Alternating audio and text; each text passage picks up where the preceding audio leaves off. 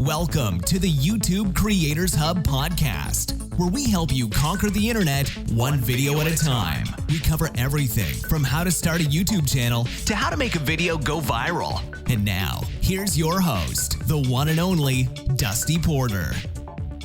Hello, everyone, and welcome to episode 324 of the YouTube Creators Hub podcast. My name is Dusty Porter, the host of the show. I'm so glad you've decided to join us today. We interview wonderful YouTube creators, content creators alike, every single Friday, 6 a.m. Eastern Standard Time, and we release that interview here on the podcast feed. So if you haven't already, subscribe to the show wherever you consume your podcasting content. It's absolutely free, and you'll be notified every single Friday. And speaking of notifications, I want to let you guys know about our sponsor, TubeBuddy. If you don't know who or what TubeBuddy is, please do yourself a favor. Use our link where it says try TubeBuddy for free for 30 days, and you'll get a free month of using everything that TubeBuddy has to offer. There are no stipulations, no requirements, no restrictions. You get to use everything that TubeBuddy has to offer. So if you're looking to make your YouTube life that much more efficient, TubeBuddy is that tool. Also, you can support us over at patreon.com/DustyPorter. Now, I don't do a good enough job promoting this, and I should, because we have a wonderful Discord that you get to be a part of when you support us over there, and we talk YouTube shop all throughout the week, and if you support us at the $5 tier or higher, you will get a shout out on one show per month. The current patrons at that tier are Silas S. with T1E Adventures, Joshua Griffin with HVAC Guide for Homeowners, Stephen Reich, William Foley with Foley Divorce, David Stojic with the DIY HVAC Guy on YouTube, James Adams with Easy Investing Income, Chase Shelby with Drone Buddy, Andrew Gibbs with Quick Tech Videos and Lesser Known Adventures, Corbin White, Nathan Miller, Don Karamic, Anthony Pizzuto, Matt Leidy, and Randy Engler. Thank you all for supporting us. We're getting some traction over there. It's just a great community. So if you're looking for a creator community, that is the place to go. I hang out there, past guests hang out there, and other people who are like-minded and love content creation all hang out there. Also, we have a 5-minute Google form that you can fill out. If you think you or someone you know would be a great fit for the podcast, please fill that out. Now, disclaimer, that does not mean I'm going to approach you about being on the show. Doesn't mean you're not good enough, doesn't mean your channel's not big enough. It could be a number of things, but at least go over there, give me your information, and we'll see down the road if it's something that would fit here on the podcast. All right, with all of that out of the way, let's jump into this week's conversation. Hello, everyone, and welcome to this week's conversation on the YouTube Creators Hub podcast. My name is Dusty Porter, the host of the show. As always, I'm joined today by Corbin White. Corbin is a creator with 2 YouTube channels. Oh, don't know how you do it. One in the home improvement DIY space and another in the marketing niche. 2 months ago, he quit his job to pursue YouTube full time. Corbin, how are you doing today? I'm doing so good. So excited to be here with you. Awesome. Well, I'm excited to be here with you as well. Tell me the origin story. Like, what are the names of the 2 channels? How did they come to be? Just tell us about yourself and kind of how you got started. Yeah, so like many people during the COVID era, me and my wife, we actually moved into a new house, and the house was very bland. Like, everywhere you looked was white walls and things. And so I started just doing random like home improvement projects around my house, not really knowing what I was doing, but just kind of figuring it out as I went. And during that time, I was actually the first time I downloaded TikTok, and I started watching TikTok's videos on how to do these DIY projects. And I started watching some of them, and I thought to myself, like, I'm already beginning, doing the hard work and actually doing these projects. Why don't I just start, creating some of the content? But to be honest, I was never into social media before. It was actually like a very big fear of mine, is like putting myself on camera and different things. And so finally, it was on my birthday, I decided that I was going to make the leap and like overcome that fear. So if you look, my first video, it was actually a TikTok, was on September 28th, the day after my birthday. I decided this year I'm just going to go for it. I'm not going to care what anybody thinks, all those different things. So I posted my first TikTok on the DIY channel, and then I also took that and posted it on YouTube as well. And then from there, everything kind of snowballed. The video got like 100 views or something like that, And to me, going from like 0 to getting like 100 views or something was life changing and enough of a adrenaline rush that I needed to kind of continue on. And then from there, I kind of caught the bug and then wanted to start a second channel, but we can maybe talk about that more a little bit. But that's a little bit of the origin on where the first channel started, and the second one came shortly after. And is the first channel, is that the marketing channel? No, the first channel was the home improvement channel. That was the first one that you were talking about with your house looking bland. Okay, I want to make sure because I had something else in my notes, and that was my fault there. All right, so with that being the case, the early stages of it, what were some things that you learned? What were some things some hiccups or maybe some roadblocks along the way? Yeah, big things that I learned is the importance of audio. So especially when I was recording the DIY, the home improvement videos, it would, you'd be hammering something or doing something and trying to explain it. The video doesn't turn out very well.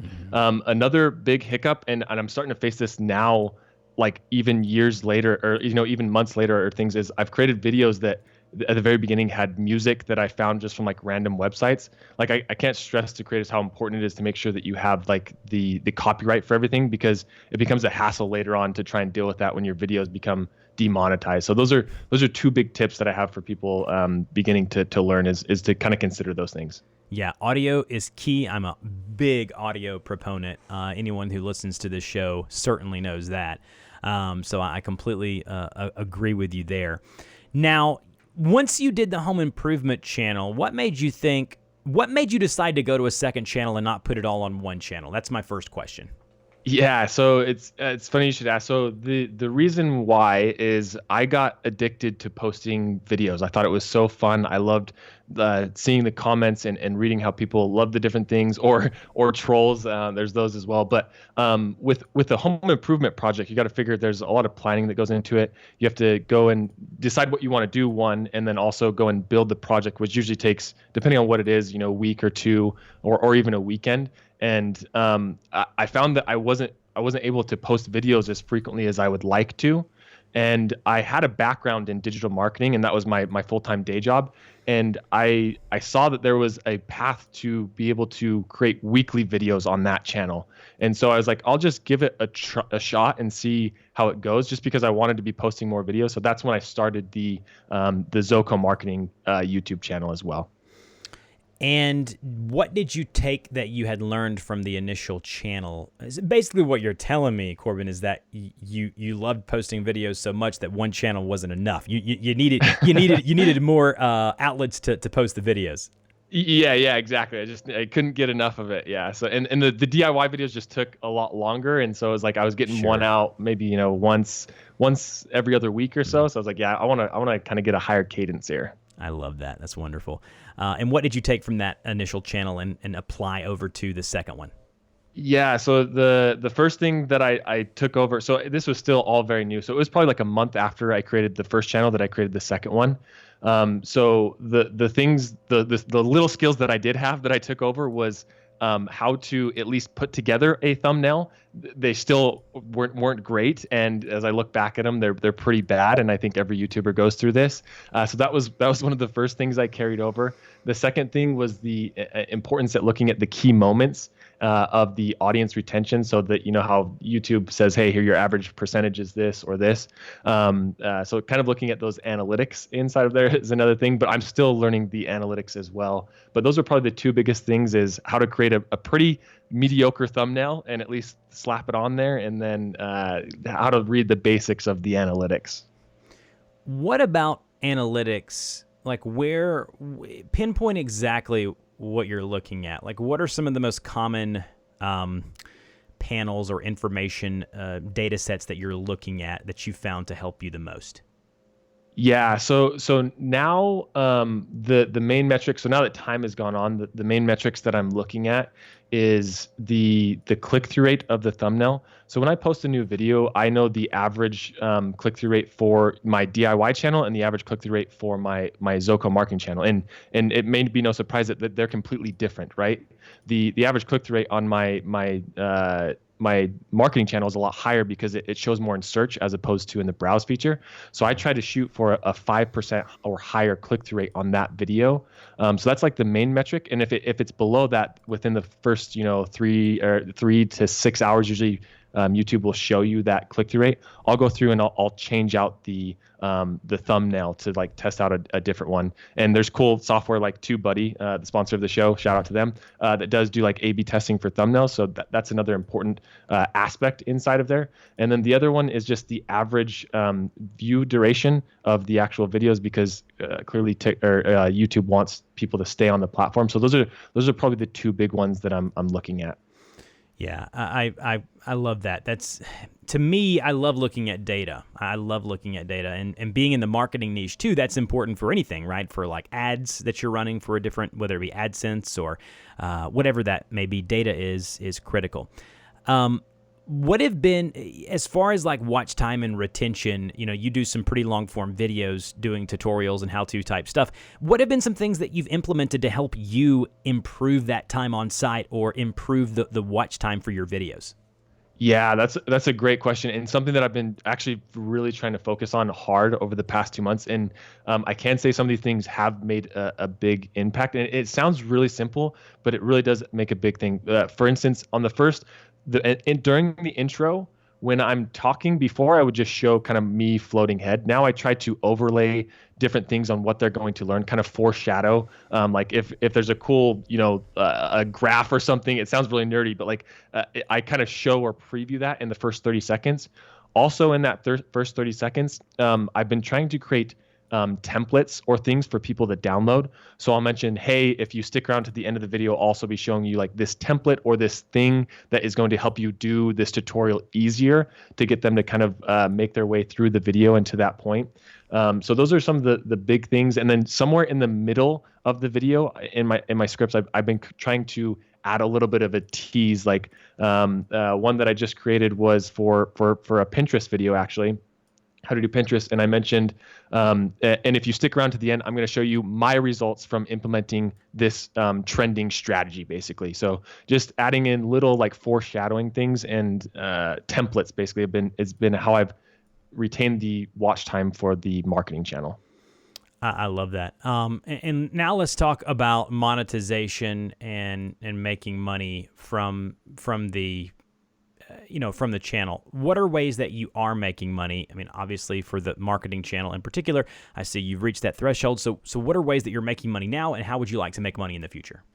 Yeah, so the ways that I'm currently making money is through obviously YouTube AdSense. That's a big one. It's funny though, the home improvement channel, it has over 200,000 subscribers, and the marketing channel has 17,000, or I think I just say 18,000.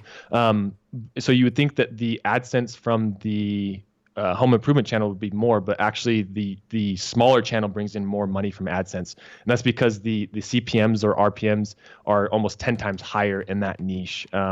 So that's one of the ways that I make money is through YouTube AdSense. The other one is both channels have brought in brand deals, so I've been able to leverage brand deals for both channels. Both channels, I utilize affiliate links. For the home improvement channel, it's very focused on Amazon affiliates and Home Depot and other like home improvement type affiliates. For ZocoMarketing, it is focused on software affiliates, which can be very lucrative because a lot of them are recurring. So if you get somebody to sign up, it's a monthly kind of thing. And then also for ZocoMarketing, I do offer consulting services. So somebody can reach out and I can help manage like their Google ads or Facebook ads, TikTok ads, different things like that. As far as the sponsors and the marketing, you spoke about ad revenue being different per different niches and different spaces. Yeah. Can you speak on why that is? Why would the financial space get more revenue? Is it because the advertisers are willing to pay more? Is it because the CTR is better? Or what are some things that you found? Yeah, it's funny because I can actually see this from both sides of the coin because I run ads, right? Like that's what I do for a living. That's like my professional background. And so the reason why a channel like ZocoMarketing is has a higher CPM, and this is a little trick maybe for anybody. When an advertiser goes in to run ads on a YouTube channel, a lot of the times if they don't know what to target, they're going to type in a keyword. And in my case, if somebody types in marketing in the back end in Google Ads, my channel is going to have a high chance of showing up inside of there. And so more advertisers are going to be running inside of that. Mm-hmm. Also, the audience is small businesses and marketers. And those tend to be more lucrative to advertisers because they can sell them expensive products like, business insurance or softwares or different kind of things. Business owners tend to spend a lot of money, whereas the DIY niche or the home improvement, there's just the DIYer typically tends to have like less things that you can sell to that person, and so less advertisers are running ads on those YouTube channels, and there's a slightly less demand. Actually, like a pretty fair decrease in demand just based on my RPMs and CPMs. Thank you. Hopefully, does that make sense? Did I answer that question? No, you did. It's something I made a note of that I wanted to discuss with you, having two different channels, because I knew that would be the case. How do you think that's going to differ with like YouTube Shorts? Do you have an opinion on that? Yeah. I think that'll be interesting because it'll depend on how YouTube decides the targeting is going to be on the back end, how you can target these YouTube Shorts. And I doubt, correct, like it will be difficult for you to target those audiences. Although TikTok does have like an audience that's like business owners or DIY people. Mm-hmm. So I imagine it will be very, very similar as well in that fact as far as targeting goes. Was that kind of what your question was asking? It was, yeah. I'm really interested to see.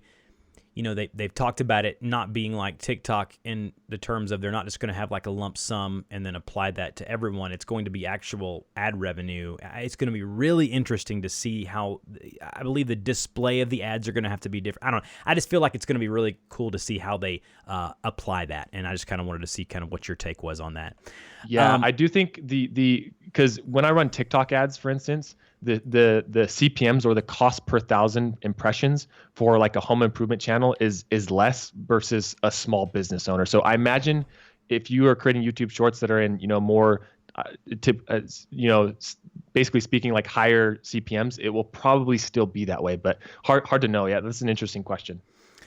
I want to ask you now, how does the magic happen? Like, what is your process like? You talked about enjoying making videos so much. Talk about from start to finish. How are you creating these videos? Yeah, so the first thing is as most YouTubers will tell you, is it's all about ideas. So I personally like to use Notion, a tool called Notion, to like organize my my ideas, and then organize them into, hey, here's all my ideas. Here's ones that I currently have scripts written. Here's ones that are filmed, and here's ones that need to be edited. I currently do everything all by myself. So I'll go through, come up with the idea, and then start writing out the script, and then go through, and I use Canva for my thumbnails to actually go through and build those. If it's the ZocoMarketing, I'm just filming it at my desk, and I turn on my camera, and I try to have like an easy setup as much as possible. But if I'm doing a DIY project, it's a little bit more planning because I have to go and get all the supplies, and then sometimes I'm doing it at other people's houses because, as you can imagine, once you do so much in your house, you're like, hey, neighbor, can I come do a random video at your house kind of thing. Yeah. I haven't had anybody say no yet. Everybody's always happy to have you come build stuff at their house. But so that's kind of my process in a nutshell, in a very blurry nutshell. I didn't answer that very well. But no, yeah. You did. You did answer that very well. Can you speak on, before we leave the monetization type of the conversation, can you talk about how much you're making, estimate, obviously not exactly, but like how much you're making on one channel as opposed to the other? Yeah. Are you talking purely AdSense? AdSense? Yes. Okay. Yeah. So purely from an AdSense standpoint, the RPM, let me pull it up here real quick. So to give you an idea, yeah, I'm happy to share this. Sorry. You might have to edit this part a little bit while I pull it up so I can give you exact numbers. No, I wanted to know because it's very interesting for people to kind of compare, and especially having two different types of channels, I want people to see the differences in the two. For sure. Yeah. So the home improvement channel, the RPM, so the amount that I take home is $8.03. The CPM is $17.98. Mm-hmm. The channel averages, it goes pretty crazy. I have a couple of videos that are more for winter because it's like a electric fireplace. So the revenue bounces. My highest month has been 3,600, and the lowest month has been around 600. So it bounces between there, but the average is about $1,000 a month. The marketing channel is, let me see here. The marketing channel, my RPM is $44 and my playback CPM is $102. And so that bounces around $3,000 to about $4,500 a month. And so the ZocoMarketing gets about 80,000 views a month. The DIY channel gets over over a million. A lot of that is shorts though, so it kind of, the shorts, I'm not getting paid very well for that, as you probably know. I get the monthly bonus just about every month, but it's usually like a couple $100 is all. Yeah, that's it's the shorts. Explain what that is as far as the bonus goes. Yeah, so YouTube came together, and I think they got a lot of pressure after the TikTok Creator Fund, even though the TikTok Creator Fund is not great either, and I still probably get more from the YouTube Creator Fund. But anyway, sorry. The YouTube came together and put together a pool of money, and basically every month they decide they pull, I don't know the exact amount of creators, but they pull like the top videos for that month, and based on the percentage of views that you got according to that pool, if you qualify, then they'll give you, they usually send me like a notification in my YouTube studio saying, hey, you qualify for a YouTube shorts bonus. And they don't really tell you exactly like what the number is to qualify. I think it just depends on that month. And then I go through and claim that. And it's usually, for me, my shorts have gotten 30 in some months, not 30, probably like 10 million plus views a month. And the most I've gotten out of a bonus is, I think, just over $200. Yeah, so that's just basically what they do there. Is I don't even think, is it views based, or is it just a lump sum of, if you get certain thresholds, you're going to get certain amounts of money? I thought it was based on view. Like, it's like, okay, here are the Sure. 1,000 top shorts this month. If you are in that threshold, then you get like a percentage of the payout. Yeah, makes sense. Okay, good. All right, I didn't mean to focus too much on that, but I do think that it was very important for people to kind of understand that. What are the tools of the trade for you? Like you talked about the enjoyment of the video process. Like, how are you making them? What's the hardware, the software, internet resources?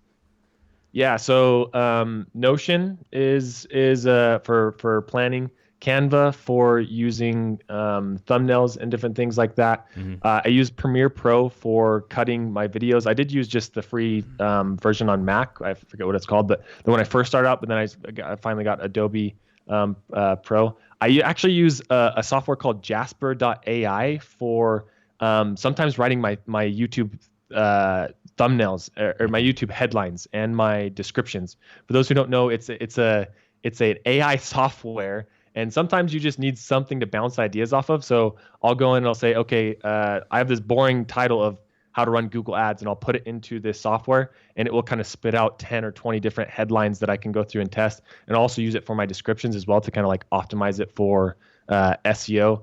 And then for hardware, I have a Shure M7 mic, and then for my camera, I got the Sony ZV-1 is what I use.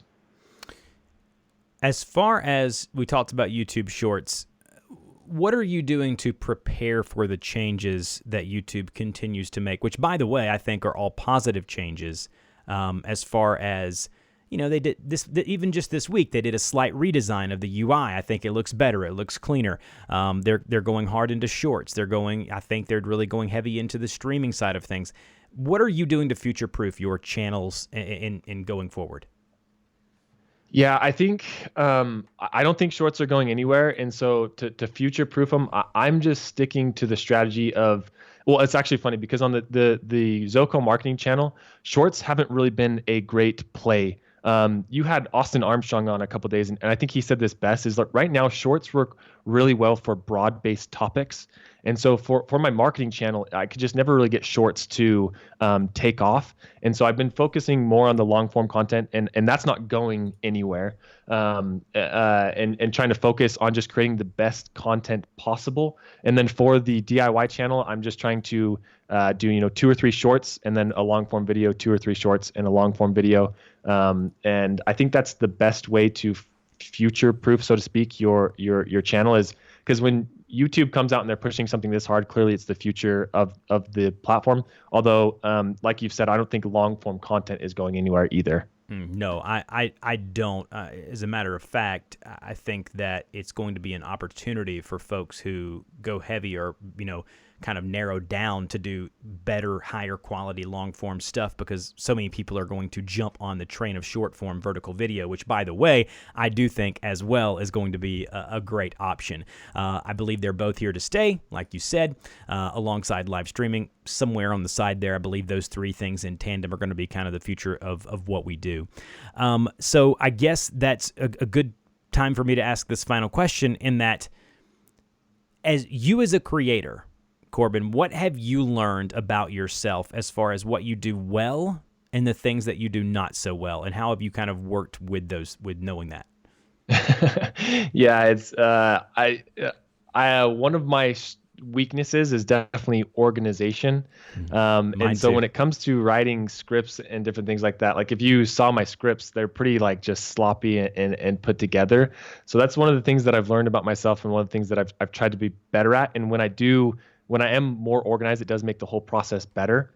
But the other thing that I have learned about myself as far as a strength is now I'm to the point where, I said 2 years ago when I started, I was really worried about what people would think when I post videos, but now it's the exact opposite. Like I feel comfortable on YouTube. I feel comfortable talking to people about what I'm doing on YouTube, friends and family, and different things. So that's one thing that I've learned about myself, is that like it's possible for anybody, even if you worry about what other people are going to think about your channel. Everybody starts at 0. Everybody starts at nothing. And so getting over that fear was a big mental thing for me. And as a result, it's given me confidence in other aspects of my life as well. It's as weird or as cliche as that sounds, is growing a YouTube channel and seeing just like the physical growth there. It's just given me a new set of confidence, I guess, so to speak.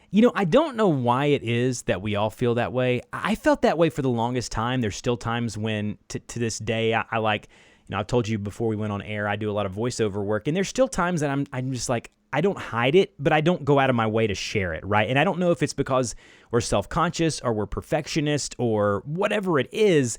I just feel like it's one of those things to where if we could just get out of our own way, at times that could really be helpful if we had some other folks kind of giving us some feedback. So I'm right there with you, and I struggled with the same exact thing. Can you let my audience know where they can get in touch with you? So you can visit my website, www.ZocoMarketing.com, or any of the channels, ZocoMarketing or HouseToHomeDIY.com, either of those, and you can get in touch with me there. I love it. Thank you so much for joining me today. I really do appreciate you deciding to come on the show. It's been an absolute pleasure. Hopefully we can stay in touch, and we'll talk to you next time. Yeah, it's been great. Thank you so much, Dusty. You've been listening to the YouTube Creators Podcast. We want to thank you and invite you to subscribe to the show, as well as support us on Patreon for great perks, such as having your YouTube channel featured on the show and a link on our website. Until next time, keep uploading those videos.